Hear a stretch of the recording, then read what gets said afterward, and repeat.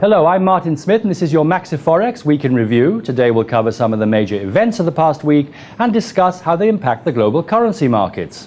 The Canadian dollar declined the most since October 2008 amidst concern that the global economy is dropping back into recession, with a haven rally in the US currency and a lowered outlook on commodity prices. Investors report a general feeling of unease in the market as traders are looking out for advancements on the debt crisis in Greece.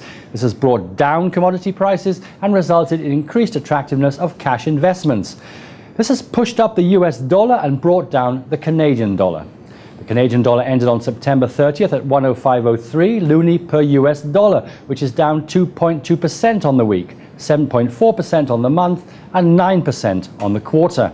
During the past week, the US dollar weakened for the first time in 4 days on Tuesday against the other major currencies as speculation increased that European leaders will do what is necessary to manage the region's sovereign debt crisis.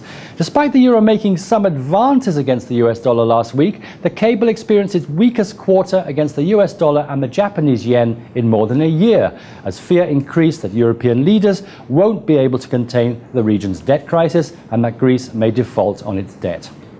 The euro slumped against the US dollar and the Japanese yen rose against all of its 16 major counterparts as the global economy slowed and investors sought a refuge currency.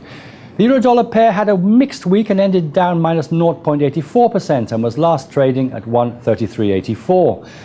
The euro posted its biggest monthly decline against the Japanese yen in more than a year after data showed German retail sales fell by more than economists forecast and US consumer spending slowed in August. The Japanese yen advanced 1.3% to 103.12 per euro, set for a 7% advance.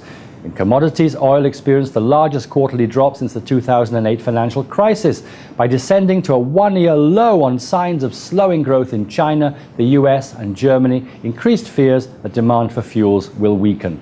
This week, crude oil declined minus 0.81% and closed at $79.20 a barrel.